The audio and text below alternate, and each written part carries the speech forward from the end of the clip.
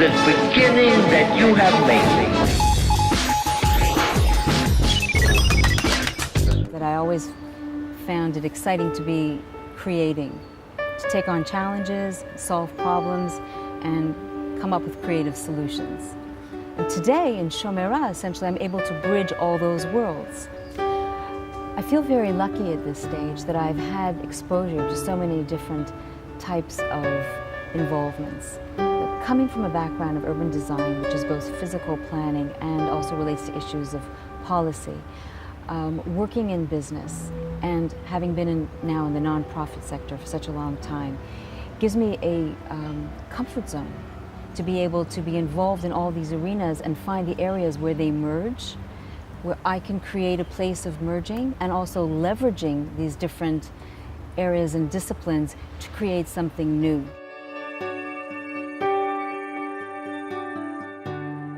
I come from a very eclectic background, and the truth is, for the very longest time, it felt so eclectic I began to wonder, where was it all going? We believe that when you talk about having a healthy environment, healthy society, you really have to look at things in a holistic manner.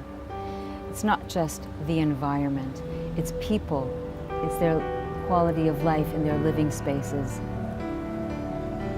It's their personal health, it's their values, it's what they bring from within to without and vice versa.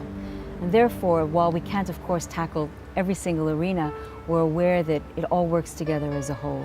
Shomera's had this track record of creating environmental initiatives which were innovative and pioneering, set trends and led by example.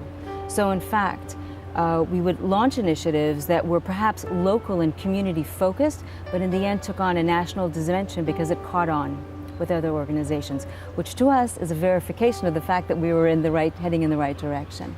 This is actually having the opportunity to go out and create the change.